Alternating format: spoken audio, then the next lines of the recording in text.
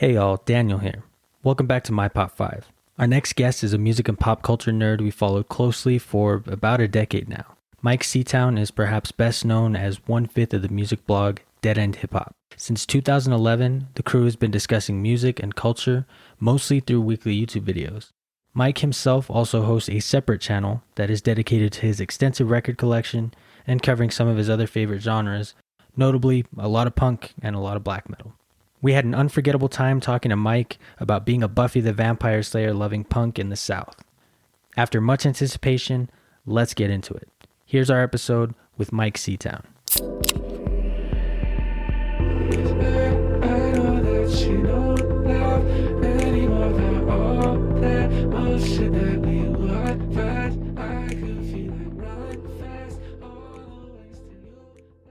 Hello, everyone. We are back with a new episode. We are with the incredible Myke C-Town. Myke's an incredible music presence online, both in the YouTube world and many podcasts out there. You may know him as being one-fifth or better yet, the Simon Cowell of Dead End Hip Hop. Myke, thanks so much for joining. We're really excited to have you here. Thank you much. I appreciate the invite. Yeah. So Myke, Daniel and I have both been fans of your stuff for a long time. Can you give us a little bit of your background and kind of how you got into chatting about music and criticism and, you know, just your love for it and kind of what got you involved in the first place? So I never actually wanted to do this. So wow. It's been a while since we've told this story, but basically all of us, with the exception of BZ, all of us worked at the same job and we would just talk about hip hop in emails. I knew nothing about YouTube at the time. You know, I thought YouTube was just where you'd go to like watch music videos. They came to me one day and they were like, "Oh, we're gonna start a YouTube show." And I was like, "What? What are you talking about?" And they're like, "Yeah, we're gonna make a show where we talk about rap music." And I was like, "That sounds fucking stupid." Oh wait, can I curse? I'm sorry. I think I heard. Yeah, as much as okay. Yeah, as much as you. I think I heard somebody slip up before, but I wasn't sure if it was a natural fuck or if it was like an accidental fuck. But natural, always. Okay. But yeah, so I was like, that sounds dumb. But they just kept talking about it. And eventually I went on one episode and I actually enjoyed it, you know? Mm-hmm. So I was like, all right, so you guys are going to do this like every week? Cool. I'm in. But yeah, I mean, at first I was just like, yeah, these dudes know nothing about rap. I was super fucking stuck up about like, if it's not underground with 12 fans, I don't want to hear this shit, you know? I think I just ended up liking the guys, and 10 years later, we're still doing it. That's incredible. And I think that's kind of, you know, it's something that comes up a lot in what we talk about here is as much as whatever you do, whether it's who you make music with or who you're making a podcast or videos or anything with, as much as it is about the talent and the content of what people are talking about in your situation, it's also about the hang, like how much you enjoy being around the people, you know? You don't want to do anything 20 hours a week or however much time you spend on any of this stuff unless you do enjoy them and unless you do enjoy the company and the work that they put out. So it makes complete sense. And you guys have a natural chemistry, right? I think that even when you guys completely disagree, I think there's a mutual respect. I think that is what creates the cool nature of what y'all do. Yeah, I mean, it took a while for us to get there. I mean, we've all known each other for 20 plus years at this point, right? Yeah, wow. Like 20 years. At the beginning, it was a little rough. I'm probably 90% to blame because, I mean, I was drinking a lot and I would just start fights and I'd start screaming and, you know, it's never a good idea to like try to debate rap music when you're fucking hungover. It never goes well. Unless you guys all agree, then it's like, okay, we're all drunk and we're all talking about how much we love MF Doom. But if one of us is wasted and it's like, oh, you know, I think Jay-Z is a better rapper than MF Doom. Oh, I'm going to fucking scream and holler and try to slit your throat at some point.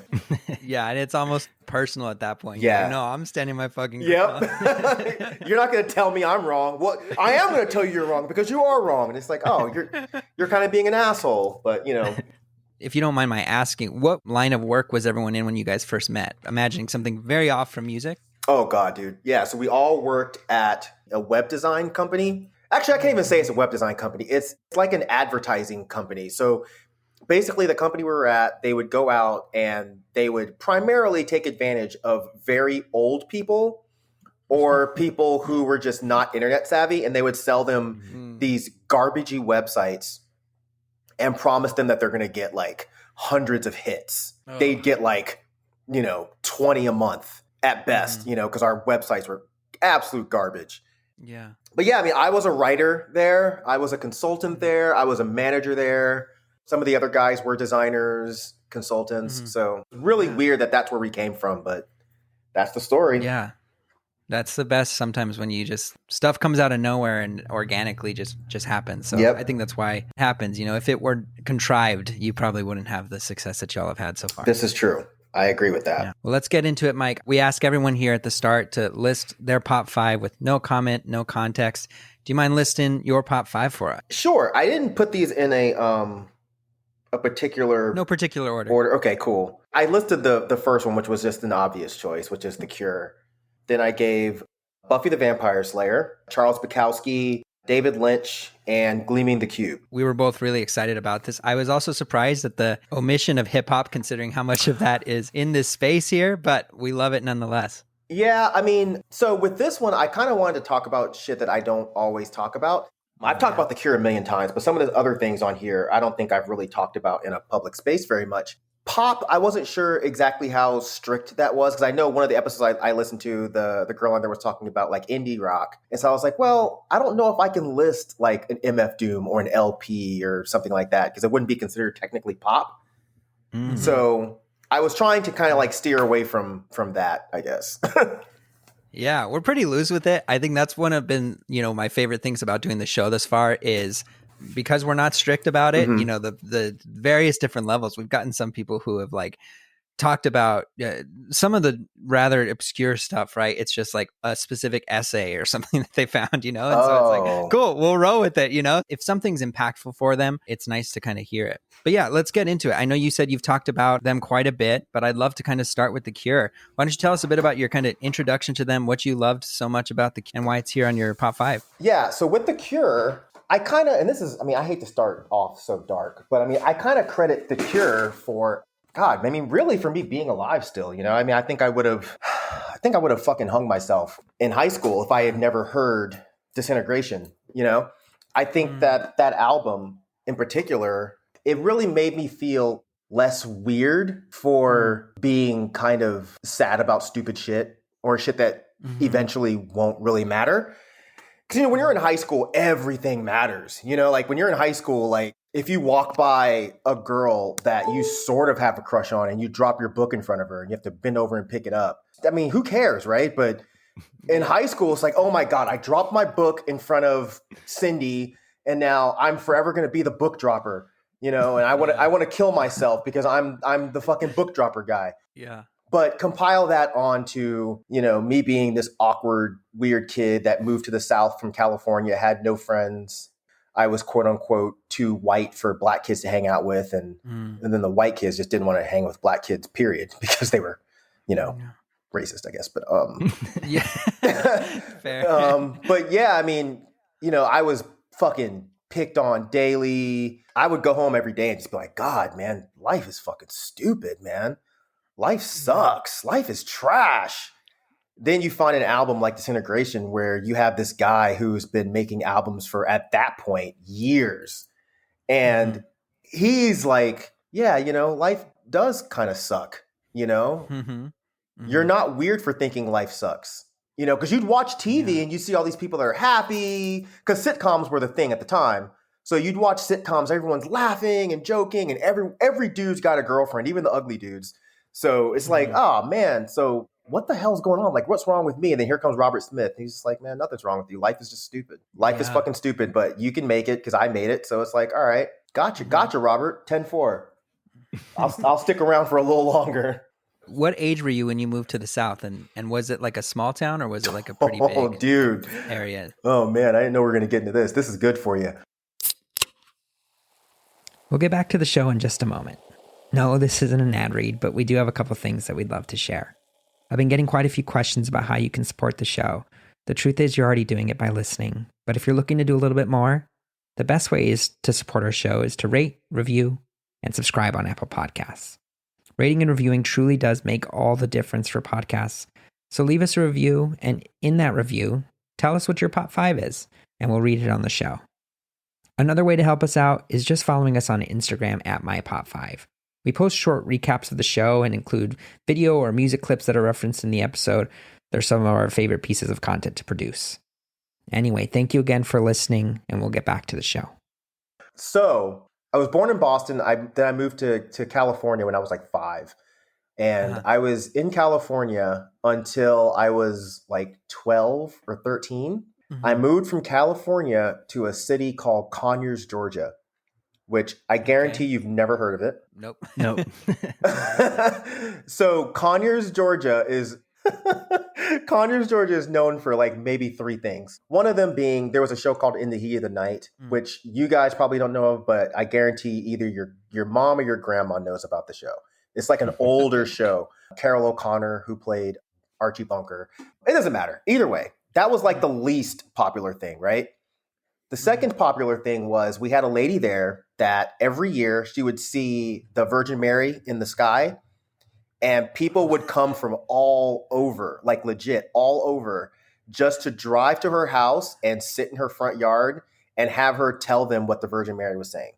Whoa. Side note, me and a couple buddies of mine used to rob her donation box and take the money and go fucking play video games with it. I mean, I assume there's the statute of limitations is passed on that, so she can't do shit now. But the Virgin Mary might be able to, man. You got to watch. I mean, if she gets me at some point, I feel like I deserve it, But the biggest thing that Conyers was known for was we had the largest syphilis outbreak in the United States history because our schools, there were 3 high schools in Conyers, and there was nothing to do there. So people would have sex parties. Because I was a loser, I never got invited. And the one time I crashed, no one would have sex with me, so it didn't matter. So I avoided all of this. But basically, these kids would have sex parties, and somehow syphilis got involved. And everyone in Conyers had syphilis.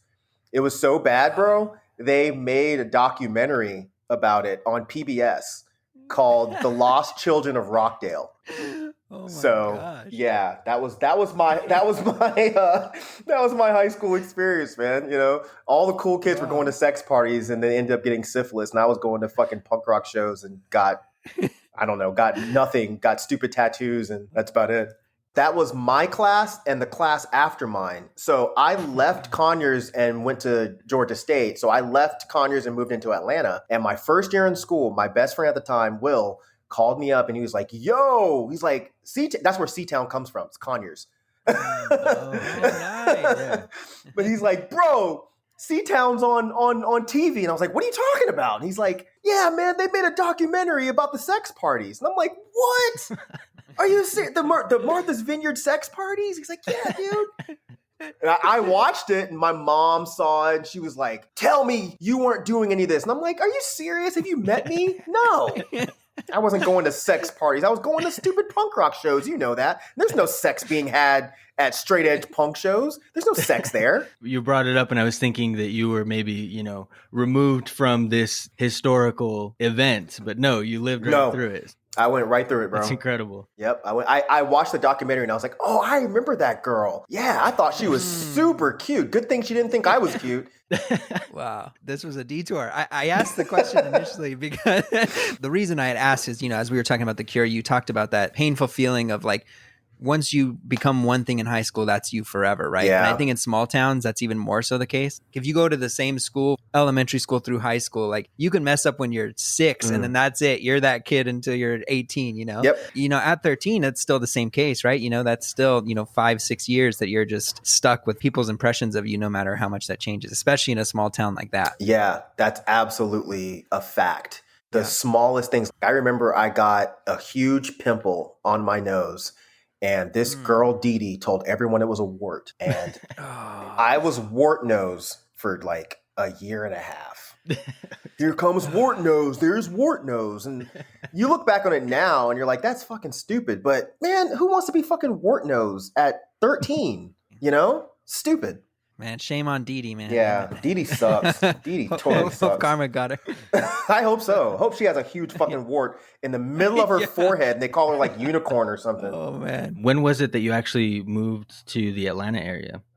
So that would have been, I'm going to show my age, but whatever. That was like 96. So I moved into Atlanta right when the Olympics were happening. We've only had the Olympics here once. And I moved into the dorms. It became their dorms, but at first they were Georgia State's dorms. Dude, I could have you guys for 2 hours telling you stories about the dorms. One of these days, I'm going to actually write this book I've been talking about for years. I moved into Atlanta in 96, and it was just crazy. It was my first time being in like a big city because Conyers is so small. You know, I saw actual, people that weren't just like rednecks. It was a really weird transition, man, going from Conyers, this super tiny town that was very like, it wasn't multicultural on purpose. It was just very, very split and very racist, into moving into the city and then being like, oh man, this is where all the color is. Yeah. This is where all the culture and shit is. There's so many different kinds of people down here. It was like a different world. It was crazy. So when you were talking about going to the shows and stuff, you were having to commute to Atlanta to see shows, or was there stuff coming closer to Conyers, or how did that work? How were you seeing shows, or was it just underground folks in your area that you were going to see? There were no concerts in Conyers, with the exception of there was a church there that would do like, Christian rock shows, which was definitely not my thing, because everyone in Conyers thought I was a Satanist, which is another ridiculous story. No, we would drive into the city. So the city was about 35 minutes from Conyers. Oh, that's not too bad. And we would drive into the city to skate too, because Conyers skating was cool, but you really ran the risk of getting beat up by rednecks or, whatever. So we would drive into Atlanta to skate, and me and my friend Brad got involved in the punk and hardcore scene, and there were house shows then, so we would go to lots and lots of house shows. That's really what saved my life, man, was, I said The Cure, of course, that kind of put the idea that, okay, not everybody is a weirdo for being sad, but then finding punk rock, then you're like, okay, well, not everybody's sad about being a weirdo. You know what I mean? So going to punk rock shows and seeing all these people, with green hair and huge wallet chains and listening to this crazy music that people in Conyers who already hated me would just be livid about, it was the coolest fucking thing ever. So we would drive into the city as often as possible and just go to shows. Wow. Moving back to The Cure, you mentioned Disintegration and the fact that they had been making music for 10 years before that. So was Disintegration the first record you heard? And if so, did it cause you to go back and listen to the rest of this discography? Or what was your relationship with the rest of The Cure's catalog at that time? That's an amazing question. I'm trying to remember, dude. This was a long time ago. That might have been the first full album that I heard. I'd heard, of course, Cure songs. I'd heard, Friday I'm in Love and Love Cats. But the thing is, that was originally why I didn't investigate The Cure, because I was like, all these fucking songs are so happy. Like Friday, I'm not in love. Friday, I'm at home or I'm at the fucking arcade playing video games because I'm not in love. So I don't want to hear this shit. Yeah, what I think was interesting is you mentioned being able to relate to the sadness of it, right? And the early catalog was that. I think the first 3-4 records was pretty low. But then they hit that pop your face with Just Like Heaven, Friday I'm in Love, those upbeat pop tunes. Disintegration was them coming back down. You caught them right in the sweet spot, especially for that era. So it was just kind of interesting that that's where you hit them on that journey. Yeah, I got very lucky. You're totally right. Because I feel like if I had discovered them with like Wish, I don't know how much they would have affected me. I might have still thought, oh, this band's great. But I don't know that songs like Pictures of You and Love Song, even though it's a love song, it still sounds so fucking sad. Yeah. Fascination Street. But it was really the song Disintegration. Oh, Prayers for Rain too, by the way, which is just phenomenal. The song Disintegration is still, it's my favorite Cure song. And I remember when they played here, my girlfriend was going with me and I told her, I was like, okay, so I'm weird about crying. I don't cry in public ever. Crying's weird to me. It's not like a manly thing because I'm far from manly. I don't know. Crying makes me super uncomfortable. No matter who's doing it, I'm just like, stop. It's weird. But I was like, there's a good possibility that if they play Disintegration, I might weep. Wow. They played Disintegration and I was like, oh my God, just don't look at me. Just don't look at me. Just don't look at me.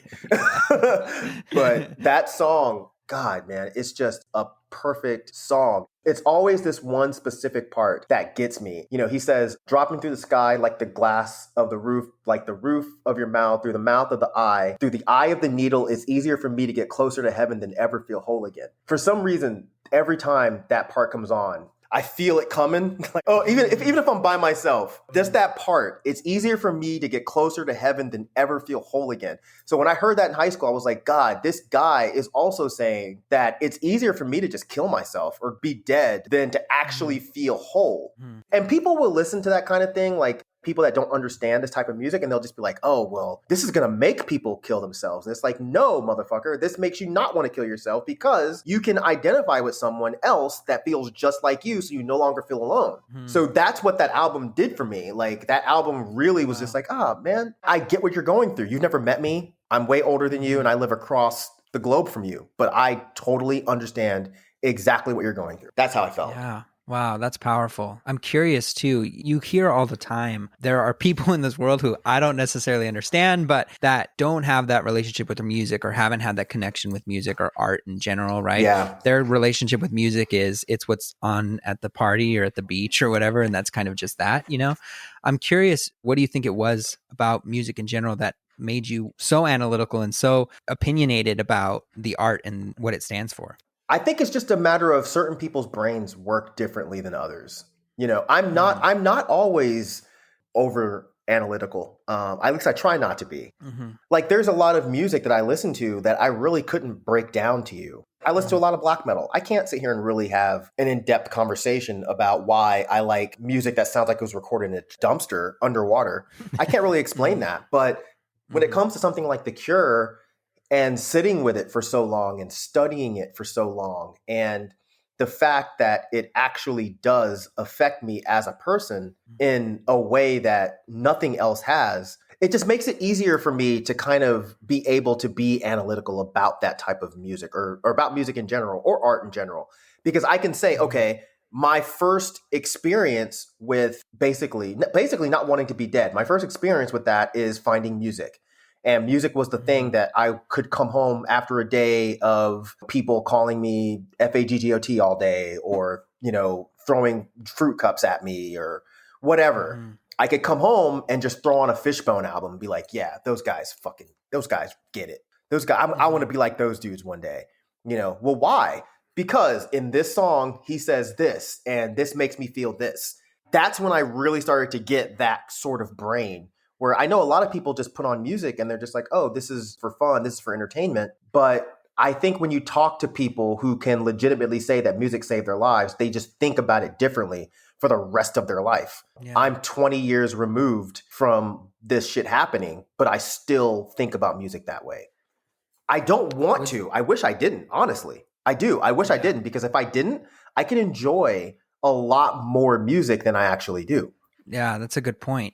I never thought about it that way. You know, I feel the same, both from a technical standpoint. I can kind of relate in the sense that I wish I could experience listening music without knowing anything about it, just for the sake of being able to experience it that way. But yeah, I'm curious, when you were growing up, was there a lot of music in the household? Now you're finding aspects of like The Cure or punk music that there was always music in the household and now I'm finding my own thing? Or was it there wasn't really music in the household and this was your introduction to music, period? Oh, yeah, there was always music in the house. My dad, me and him had a horrible relationship. But the one thing I can say is that he was pretty open as far as music goes. So my mom was more of a R&B kind of gal. But my dad liked, he liked R&B as well. But he also liked, stuff like Michael Jackson. He also liked Prince. And then a lot of people are surprised when I say that, I have a huge affinity to country music because, that was even played around the house. My dad dug Hank Williams Jr., mainly because Hank Williams Jr. had a song with Ray Charles, Two Old Cats Like Us. And I guess my dad was like, well, shit, if he's good enough for Ray Charles, then, I got into country music as well when I was a little bit younger, kind of moved away from it. But now, as an adult, I absolutely love country music. But yeah, music was constantly being played in the house. That's something that I've always gotten from you, is just having a really eclectic taste in music. How is that perspective when you're interacting with the other, Dead End Hip Hop guys? Did they start out by giving you shit for it? Do they still give you shit for it? What is that kind of interaction like? No, I've never really felt like they necessarily gave me shit. They might make jokes here and there, about the, listen to that devil music, but they're totally not serious. Or, if they are, I don't know that they are. Maybe they're serious. I don't know. But, I can't say I didn't feel weird around them because of that. But It wasn't their fault that I felt weird. I'll say that. I felt weird around them in that respect, but that was more so my insecurity. It wasn't because they were saying or doing anything that made me feel that way. I mean, I listen to metal way more than I listen to hip hop. It just so happened that I met 4 dudes into hip hop. If I met 4 guys into metal, dead end metal might have been a thing, or dead end punk. I don't know. But hip hop is not my primary genre, and people are usually totally bugged out by that. Wow. I think especially in the online hip hop space, there was that time where Kendrick shouted you guys out in an MTV interview, or you're mentioned on JPEG Mafia's Veteran, totally shouts you out in kind of a funny way. Yeah. It's funny how maybe you were a little bit reluctant, like you said, to be a part of this platform, but then kind of went on to get a little bit of notoriety in the space. Yeah, it's funny. It's really funny whenever anyone brings up the Kendrick thing, because it's just funny because I was fucking wrong, dude. In the video, yeah. I guess to give some background, during Dead End Hip Hop's review of To Pimp a Butterfly, Ken mentioned the acronym To Pimp a Caterpillar, and that being Tupac. And as Myke said, he was like, no, I don't think so. I wish I was that nice. I wasn't that nice. I was like, that's fucking stupid. That's stupid. You guys made that up. Yeah. But then Kendrick actually went on and was in an MTV interview with Rob Markman, and he brought it up. And he said, yeah, those guys at Dead End Hip Hop, they called that out in their interview. God. I mean, what was it like seeing that? I mean, was it cool? Man. From an outside perspective, like me looking at that, I'm like, dude, fucking Kendrick, he's one of the biggest rappers in the world. From your perspective, is it at least good to see that kind of acknowledgement, or to know that the rappers, the hip hop space is watching you guys? Yeah, no, that was super cool. So Rob Markman, who I was familiar with, but I'd never spoken to him, he sent us a message and was just like, yo, you're about to get a huge shout out or something. And we're like, what are you talking about? And he wrote back and was like, oh, just wait. I'm like, what the fuck? Like, what is this Riddler shit? Like, what are you doing, bro? But then later on, we never in a million years thought that that's what it was going to be. We did not think it was going to be Kendrick Lamar going on MTV and saying the words Dead End Hip Hop. And when he said it, and he said what he was talking, I was like, oh, fuck. I was like, that was true? That totally ridiculous theory was true. I had to eat crow. I was like, well, I guess I was super fucking wrong, man. But no, it was a really cool feeling, because it was just like, oh, that's awesome that someone like Kendrick Lamar, who you would never think is sitting around watching YouTube, actually watched a Dead End Hip Hop, review. Right. For you to be, the Simon Cowell of Dead End Hip Hop, someone that people know as being very outspoken a lot of times, especially in the earlier years, to have your opinion kind of catapulted into the mainstream like that. Yeah. Did it ever make you feel like maybe I shouldn't be having some opinions or expressing some opinions or that kind of thing? Yes, absolutely. It was that, plus, I've had a couple of rappers that have actually spoken to me directly, not ever in like an aggressive kind of way of like, stop talking shit, I'm gonna fuck you up. I credit the Kendrick thing with like, yo, maybe you should chill out and just not be so quick to say someone else's shit is wrong. Then there's also the Lupe thing, where he hit me up and was just trying to explain to me why, people's words matter. And when you say certain things, it can really fuck up an artist's day. He didn't say it exactly like that. He was Lupe, so it was very articulate. But it was things like that where partly why you've seen a little bit of a change in my demeanor as far as how I review albums. It's just like, okay, I can think something is bad. I can say it without saying, this shit sucks. No one should listen to this and fuck this rapper. That's just not necessary. Especially coming from like the punk rock scene. I got the shit totally backwards. Coming from the punk rock scene, I should have been like, yo, everyone deserves a chance to get their voice heard. Because we went through years of being in these tiny bands and screaming to the same 45 kids, to watching punk rock blow up on MTV. And it's like, oh, this is weird. But I walked into this hip hop shit and I'm just like, nah, man, if you're not saying anything real, then fuck you. You suck. And it was such a backwards way of thinking. But I'm thankful for people like Kendrick and for people like Lupe, who kind of showed me that like, yo, you don't have to be such a dick. You can be a dick sometimes, but you don't have to be a dick all the time.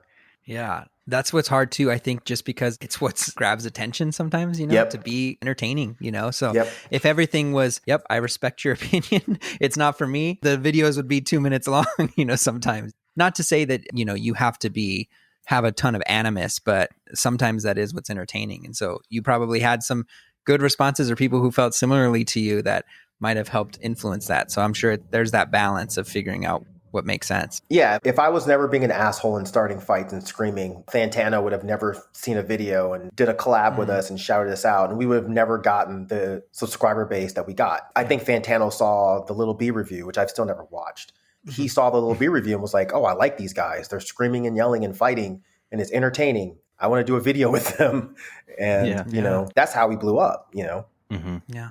I want to get onto some of your other items here, Myke. So you mentioned skating a bit ago, and one of the movies I had never heard of, but I'm very glad you sent to us because I actually enjoyed watching it, Gleaming the Cube. Can you tell us a bit about your intro to that and why it's here on your list? Oh, man, I can't believe you never saw that movie. Oh, man, it's classic, dude. So I'm sure, I don't know how old you guys are, but you look very, very young. So I'm sure I'm quite a bit older than both of you. But that movie came out in, I think, 89. And I saw it around when I was like 12. So I saw it a little while after it was out of the theater. But back in those days, everyone had a skateboard. Even if you didn't do tricks or anything, everybody had a skateboard. So I had a skateboard and I had a scooter. I was more partial to the scooter because the scooter was easier to ride. Yeah. I saw Gleaming the Cube and I was like, fuck this scooter, bro. I'm a skateboarder. And my mom was like, what? I was like, I want a skateboard. I vividly remember this. I went out and got my Veriflex skateboard that was in the garage. I cleaned it up and I just started skating around the parking lot. And it was Gleaming the Cube that really, again, put this idea of, there's other people that are fucking weirdos, and there's absolutely nothing wrong with that. Like Brian was a weirdo, but he was cool as shit. And that was my first introduction to seeing like punk rock stuff. Like he had the Cramps shirt. He had the huge Cramps poster. I think he was playing like Subhumans. And it was like, what is this music? Look at these guys' hair. I mean, granted, being a young black kid, seeing these white kids just being so like individual. Totally just like, I don't care if you guys think I'm weird. This is the shit I'm into. I just loved that idea. So through skateboarding is really how I found punk rock, which is essentially how I found, a scene that made me feel like it was totally fine to be a wacko. So I credit all of that to Gleaming the Cube. And plus, I just think it's a great movie. It's a great, it's so, for its time, it's such a weird movie. Yeah. Because, who was tackling issues like that? Like the white kid with the Vietnamese adopted brother, and the Vietnamese guy is a part of this, works at this shop, and they're doing like this illegal gun trade. And it's coupled with like these guys trying to save their own country because they're at war. It was like, what? What? Yeah. Like, how was this made? Yeah. For the audience, this movie, it's a like neo-noir film of sorts of young Christian Slater. Yeah. in like this skating community, and he has a Vietnamese adopted brother who gets killed as part of like a larger scheme because he starts to uncover these things. And the whole movie is Christian Slater basically being the skateboard detective trying to figure out what actually happened to his dead brother. But I had two questions as you were talking that immediately came to mind. The first was that, tackling topics of like just race and stuff too. I think of like the scene where he's like going to the hotel for the first time to kind of investigate, and he's talking to the housekeeper, and the way she just shuts him down after he was like, oh, he's my brother. And she's like, you think I'm blind or stupid? Yeah. Just because it's clear that he's not also Vietnamese, Yep. But then second, you mentioned like it made you inspired to skate. Was it the scene where it's just like his solo dance skate number? Yeah, dude. Yeah, it was totally. Audience, there's like a 6-minute number. Like it's like almost no plot purpose. After he's like trying to investigate. He's talking to this detective, and the detective basically tells him, hey, this case is a dud. There's not much we can do. And he leaves all pissed, and it's like a 6-minute skate dance Wait, number. he says, no, you don't get it. They killed my brother. And then he leaves. And it's 6 minutes of just fucking skate. Man, it's the funniest, but like also it's the sickest thing I've ever seen. And what's funny is like they clearly had to have a double. So all the cuts between Christian Slater's like just face and then only the feet of the skater doing like these sick dance moves and spinning for 3 straight minutes. Like it was great. I was like, what is this scene? But it was fucking awesome. It's so stupid. It's so stupid. And like the body double shit, like once I started skating, I realized just how stupid it is. He goes from being regular footed to goofy footed like every 10 seconds. Oh shit, I didn't even notice that. Yeah. And if you notice, like when he's riding his regular skateboard, like doing the tricks on the vert ramp, it's a regular Mike McGill skateboard. But then when he's doing the freestyle stuff where he's dancing around or whatever, it's still a Mike McGill skateboard, but it's a freestyle board, so it's not even the same shape at all. And the thing, the movie had tons, like Tony Hawk's in it, Tommy Guerrero's in it, like legit skaters, and no one was like, yo, all of this is fucked up. Yeah. You know? But yeah, I mean, it was mainly the scene where he goes over the ramp on the highway and fucking... Oh, yes. He does like this method air, and then he hits the dude in the face with the skateboard. That scene alone, because I had this idea of nerds being heroes. I always had this idea, and I was just like, "Oh my god, the nerd becomes the hero!" But by doing a method air over a fucking over 12 lanes of traffic, it's so stupid. Oh man, it was such a joy. I didn't know what to expect going in, and it was just such a cool thing. I wasn't sure if it was because of the plot, but it sounds like it was a mixture of everything. I think, you know, in hindsight, you're enjoying like some of the issues it was tackling, but mainly it was just the fucking sick tricks. Yep, the sick tricks drew me in, man. I was like, I'm a skater now, official. Yeah. Well, hey, moving in the same space, I think I heard you mention it on a couple of your videos, one being like your questionnaire that you had with your audience, but love for Buffy the Vampire Slayer. Tell me about your love for Buffy. I know Allison Hannigan is a big part of that. Oh, yeah. But talk to me about your love for Buffy and why it's here on your list. Throughout the years, I have tried to tell so many people to give Buffy the Vampire Slayer a shot. A lot of people will be like, oh, the movie was stupid. It's like, yeah, this isn't the movie. And then a lot of people will just look at the premise of the show and just be like, I'm not watching this. But I am 100% sincere when I say that this is one of the best written shows of all time. It really tackles the idea of, once again, the nerd becoming the hero. It really tackles that idea and does it in such a really cool way. They just kind of told the story of being an awkward teenager in one of the best ways. You know, even though the show was full of vampires and monsters and shit, there were just so many metaphors for real life. You know, Buffy was this pretty blonde girl, but Joss Whedon was just like, oh, the pretty blonde girl usually walks outside and gets killed in the first 5 minutes of the movie after the black person. If there's a black person in it, he dies first, of course. But then after him, the pretty blonde girl dies. And he's just like, what if we take this person that is always the victim and we make her the hero? And even young, when I first started watching this show, I was just like, this is brilliant, you know? Because I mean, at the time, I was really, really into PC hardcore. So there was a lot of discussion around misogyny and equal rights, that type of thing. So watching a show like this that was totally willing to put something out there that wasn't a common idea was just so brilliant to me. And it still is. Yeah, no, and I think you nailed it when it ushered in that era of television that had these strong female leads, you know, maybe some of it on the same network, but like the Veronica Marses of that time, Joan of Arcadia, this was the start of that, you know? I think my first introduction actually wasn't to Buffy, but was to Angel. Oh, okay. I saw the spinoff first, and my family was watching Angel religiously. And then it kind of transitioned whenever I realized there was this extended universe of sorts, or that Angel was a part of this extended universe. Then went back and saw some of the Buffy stuff. What's interesting to me, though, is I talked about how it ushered in, you know, the Veronica Marses and the Joans of Arcadia, but it also introduced, I think, just what is now the golden age of television. And you mentioned how good the writing is, but it was the first thing of its era to have an expanded universe, that I can remember outside of like maybe Cheers or whatever, how they had spin-offs in that world, but to have these larger stories with characters that you wanted to follow on these larger spin-off shows and a drama experience. And so it was super impactful and changed, I think, the course of television. I agree. 100%. I think once you get past that first season and you get into the second season and then the third season, I think you really start to see how well the show's written. Every character was so different. The show even made up its own weird languages for certain things.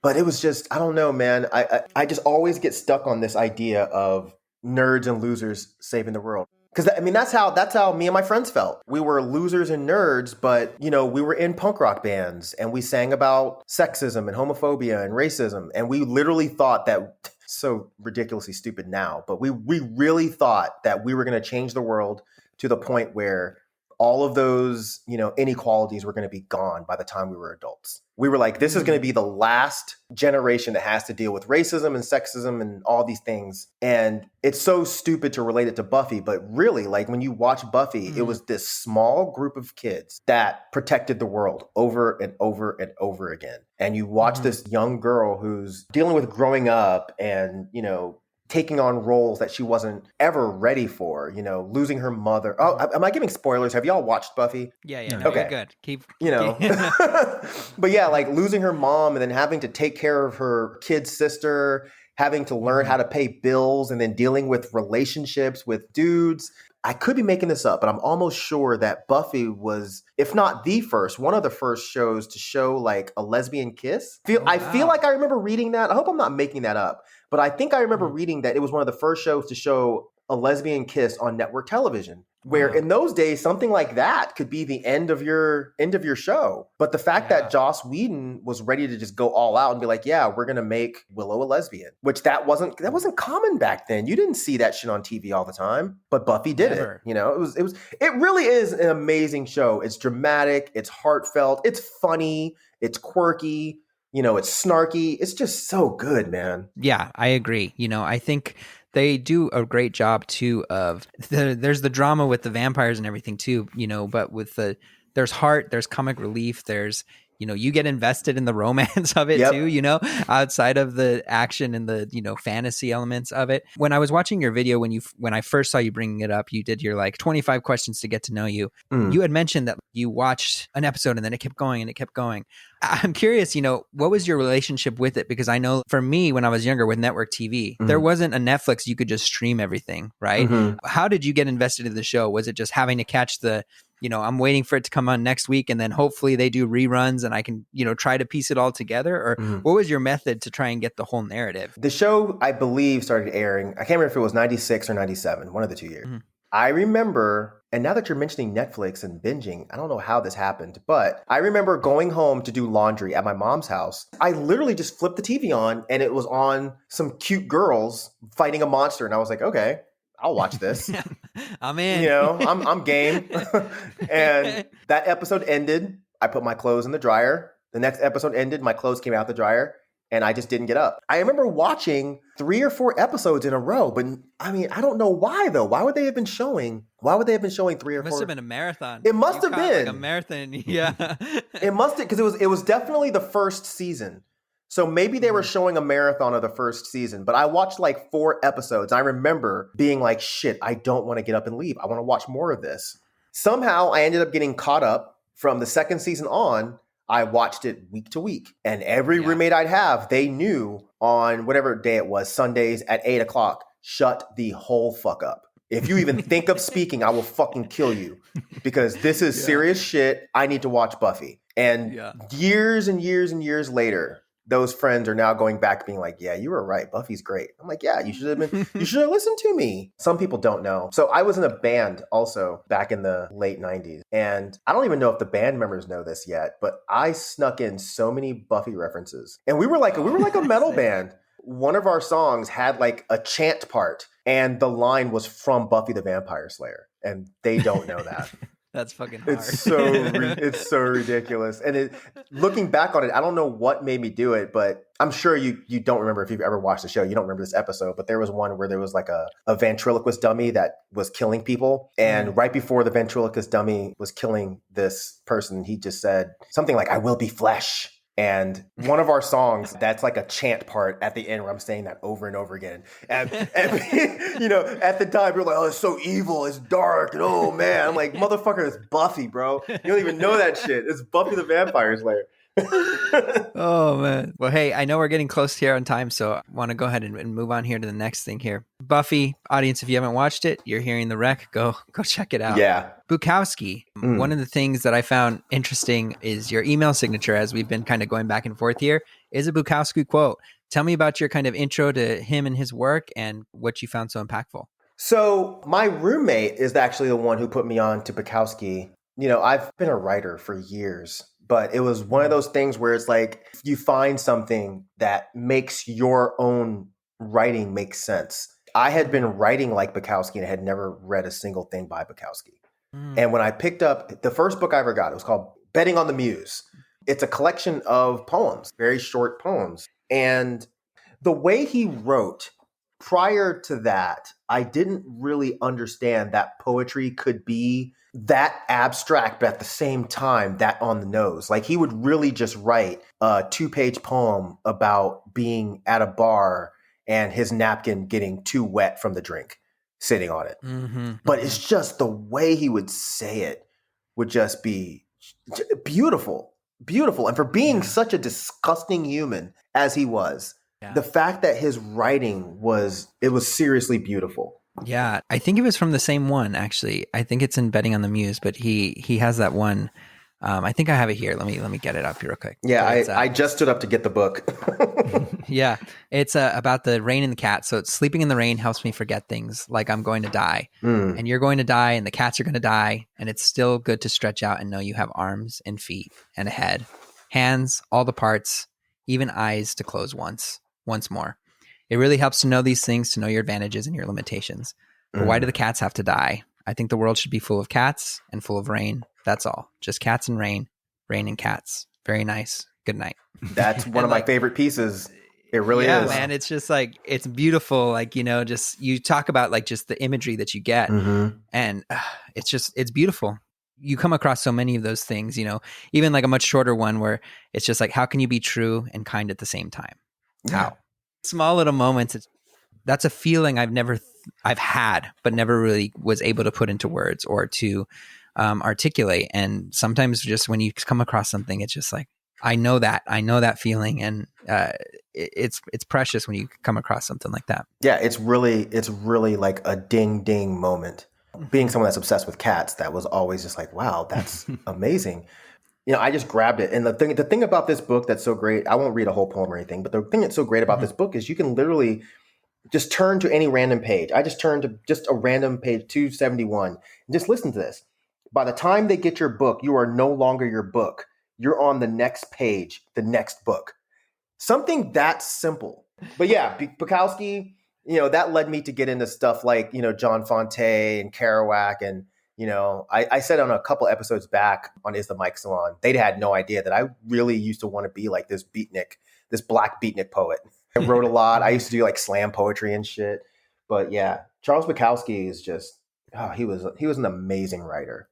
Terrible human, but an amazing writer. Yeah, I think that's the kind of the struggle, because when you talk about someone like that, especially in today's age, right? There's like, he probably would have been canceled. Oh yeah. Right? Oh yeah. So, you know, almost instantly, you know, but what I think is difficult about that, and as I think it's like, as difficult as he was, right? There are things that people can learn from it that aren't in correlation with who he is as a human. Yep. And at the same time, like when you're talking about this like detailed depiction of, you know, this male fantasy or, you know, antisocial nature, like there are other people who are probably like that, right? Yep. And you can at the very least understand them, right? You may not have to agree with them. You might not have to put them on a pedestal as to say they are great humans, but it's almost a disservice to not obtain the art, but also obtain that perspective, right? Because you're highlighting, I think, how people think. And so it's tough, that whole separating art from artist stuff. I agree that there's just so much here that I'm glad it exists, you know, yeah. and it would be a disappointment if it didn't. Yeah, absolutely. Well, I know that you're a big MF Doom fan. And of course, you know, the album Born Like This, he even has a song where he says featuring Charles Bukowski, you know. What came first there, and what is your relationship to Doom being inspired by so much of his work?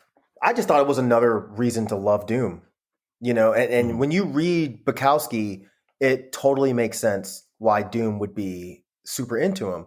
The way Doom would say the most simple concepts in the most complex way.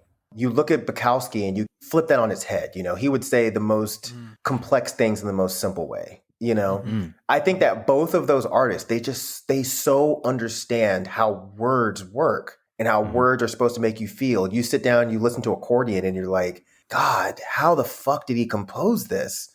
Yeah. It's just like the line I read you. How did he compose something as simple as by the time they get to your book, you're on to the next book, you're on to the next, like, how does that come out when you're trying to convey this idea? So yeah, Doom being into Bukowski totally makes sense. I wish there were more interviews with Doom where he actually talked about that. I would have loved to hear about that. Yeah, I think it goes to what we were saying a bit ago too, is like without that art, you lose other artists who are who they are because of that. You know, I know when I was looking into this too, or even just finding other videos, like Mac Miller really loved Bukowski. Oh, I didn't know that. The Red Hot Chili Peppers, you know, have like an affinity for Bukowski. So it's like to not have maybe some of Mac Miller's work or Red Hot Chili Peppers or MF Doom, it would be like a disservice to the world, you know? So yeah, it's crazy just that ripple effect of the way art impacts everything.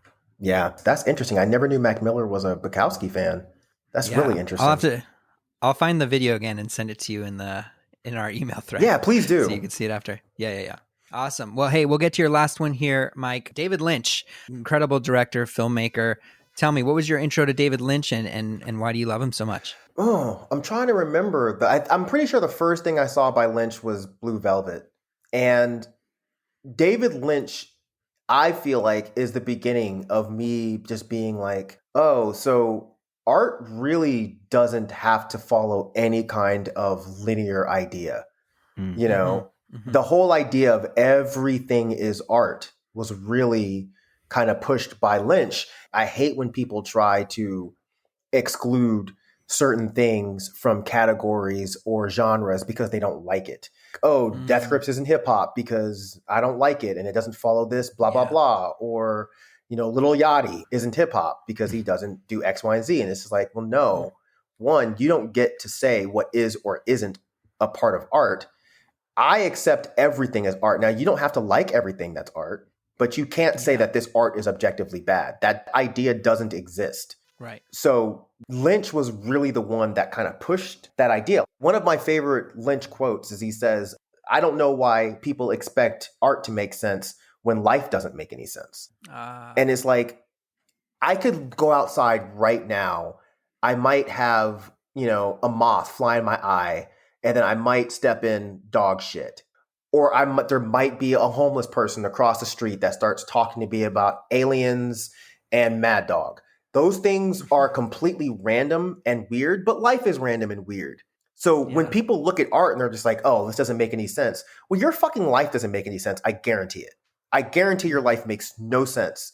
So why do you think all of art is supposed? He also says the concept of absurdity is something that I'm attracted to.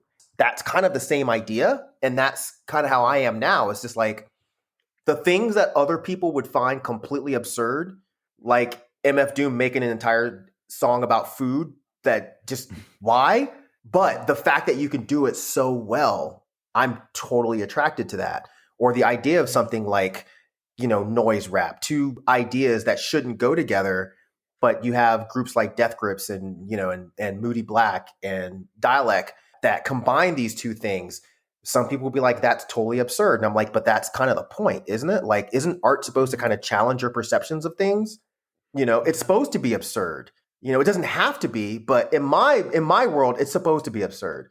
So when I see David Lynch making a movie where nothing in it is linear, I'm like, well, God, it doesn't have to be, man. It's art. It doesn't have to be linear. You take what you want from it.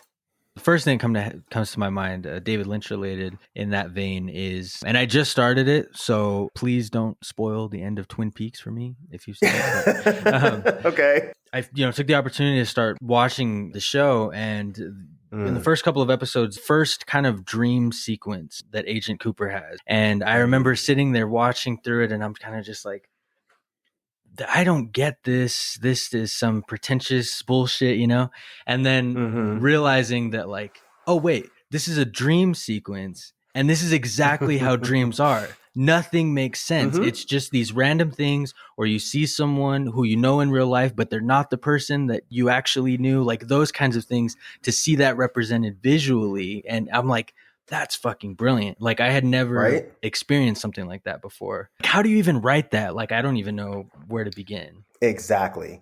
Just like you just said, how do you even write that? People will look at his films and just be like you said, it's pretentious bullshit. And I mean, it is, it's totally, totally pretentious. But I don't think that something that's pretentious should automatically be looked at, in the world of art at least. It shouldn't automatically be looked at as disposable or stupid or useless or simple. David Lynch is putting these ideas out there that really only make sense to him.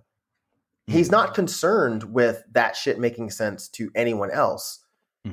But I think that that's kind of the beauty of what he's doing, is that you just draw your own conclusions. You go to a museum and you look at some fucking Jackson Pollock painting. You're a dickhead if you're just like, oh, this is clearly his struggle with a sugar addiction. And see the line here? That's a representation of the beeline he takes to get to the store to get more sugar. It's like, fuck off. No, it's not, dude. You have no idea what you're talking about. Why don't you just say what it means to you? If this is a representation to you of how much you love your grandma, dope. But I would never go around trying to tell people what David Lynch films mean, because I'm going to be full of shit. But that is the absolute brilliant thing about David Lynch. And do I think he's a total wackadoo? Yeah. But in some way, we all are. I mean, I'm a fucking wacko. So why wouldn't I look at his shit and just be like, man, how the hell did you write this? Man, we're going to air this, and David Lynch is going to come on and be like, actually, Myke, all those people were right when they said that line. I wouldn't even be surprised. Like, David Lynch is such an asshole. He probably would be like, oh yeah, everything that they said was true, Myke. I don't know if you guys have ever listened to an interview with that guy, but oh my God, he's fucking hilarious. Yeah. One thing that I thought was really funny in terms of your web of stuff here is generally when I have someone's Pop 5, I generally kind of see like, where are some of the connection points and through lines? And what I find interesting is that David Lynch obviously loves Kyle MacLachlan, both with the Twin Peaks connection and Blue Velvet. But you mentioned your love for Allison Hannigan, and both of them were on like How I Met Your Mother for, so many years together on that show. Oh, so shit, really? Like, look at all these connection points. Yeah. So like Kyle MacLachlan is like a side character in How I Met Your Mother for a few seasons, and he interacts with Allison Hannigan quite a bit in that. And so I was like, seeing these various connection points is kind of funny. I've never watched that show. I've heard it's brilliant. I just never got around to it. So I had no idea that he was on there. That's kind of cool, actually. Is he being a weirdo? Because he's kind of a weirdo in real life. Is he being a weirdo on the show? Dude, he's a weirdo. They do it like in a funny way on How I Met Your Mother, because it's a sitcom, Sure. He's like obsessed with boats. His character's called like the captain, and they keep running across him. And like the bit that they have with him is kind of like how you see in the camera right now. You see how like there's a shadow on half of my face? Yeah. If it's only his eyes, he looks like demented. But then once you see his mouth, he like is like a happy guy, So like they do like this whole like bit with him like in the shadows versus not in the shadows. And so it's pretty good, I love that show. It's probably hard to watch now in hindsight because sitcoms, generally don't age well. Yeah. But I loved it. I loved that show. It was funny. I'm going to watch it. I am going to watch it. Well, hey, Myke, we'll get you out of here. But before we do, we ask everyone 5 rapid fire questions to send us out. Oh, no. I'm terrible with this kind of shit. I'm so bad with this kind of thing. Go ahead. First question here, Myke. If you could be on any reality TV show, or you had to be on a reality TV show, which one would you choose? Oh, I can't think of the name of it. There's this show. It was on on Netflix, where the people dress up like monsters and they go on dates. Whoa, I haven't heard of this. Yeah, that sounds pretty sick. They all dress up as, like, I might be like a cyclops and the girl might be like a dragon. And then we go on a date, and then she has to pick the person that she got along with the best based on their conversation. And then at the end, they reveal them, they're like their real face. Like, oh, I'm not really a Cyclops. I'm this like busted ass dude, sexy you know? beast. Yeah, I'm this sexy beast. That's it. That's it. That's it. Yeah. I would totally be on that show. All right. We love it. If people have never consumed any of your Pop 5, what's the one that you'd want them to go experience right now? Oh, fuck. The Cure. Yeah, The Cure. All right. We know you have an affinity and love for records and albums. So what is a record that you wish you could go back and experience for the first time again? Oh, man. That's tough. A record that I feel like I can go back and experience for the first time again. Honestly, probably Company Flow's Fun Crusher Plus, because I vividly remember the first time I heard it and just being like, what in the fuck is this? Like, how is this rap? But it's so good. So yeah, I would love to experience that again, because with the way rap is now, I don't think we're ever going to hear something where it's completely brand new. Yeah, you know? Totally. Awesome. Well, hey, what's something that you learned about yourself during the pandemic? That I definitely need to exercise regularly, because God, man, I think the people call it the COVID-15, and I gained a lot of, I'm just lazy, but I think that's the main thing that I learned, is that I am seriously really fucking lazy, and I really need to work on that. Sure. Yeah, no, it's good that you are able to reflect and learn that now at this point. And be self-deprecating, of course. Yeah. Last question here. What advice would you give to others who want to start content creation, podcasts, YouTube, or anything like that? I would say be authentic, but at the same time, understand that the people that you're being authentic about, there's a very good likelihood that they could see what you were saying. So be authentic, be honest, but at the same time, you should still have some sort of level of respect, which I did not have at the beginning. And I regret so many of the things that I've said in the past, that it's not even funny. So yeah, be authentic, be honest, but at the same time, still hold some modicum of respect. Yeah. Awesome.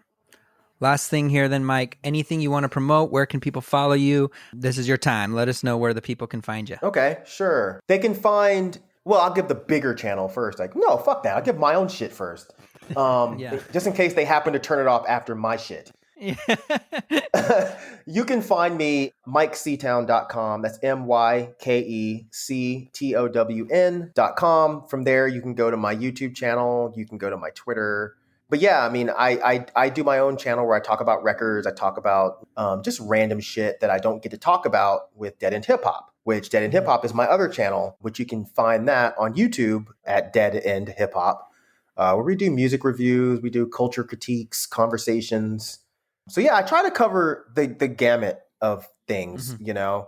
We talk about rap there, and on my channel, you talk about punk, metal, and all kinds of weird, nerdy shit.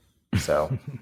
Yeah. Well, I'll add on to that. We love his channel too because of your Out of My Element series too, where you also just expose yourself to the stuff that you normally wouldn't. I think me and Daniel both geeked out on your Kind of Blue review in that Out of My Element section. It was really good. That was fun. Thanks again, Myke. Audience, please go like the hell out of his stuff. You're going to be better off for it. And Myke, just thank you so much for joining us. We really just enjoyed this time so much. Yeah, man. Thanks for inviting me. Thanks a lot for inviting me. This was fun.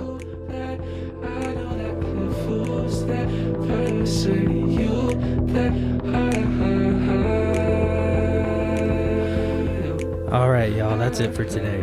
We hope you enjoyed our conversation with Myke. You can check out his work on YouTube, follow him on Twitter and Instagram for more music recommendations and discussions. We'll be sure to leave all of his links in the description. You can follow the show on Instagram and Twitter at MyPop5. If you haven't yet, please subscribe and leave us a rating on Apple Podcasts. It truly goes a long way. We'll see you next week. Until then, what's your Pop 5?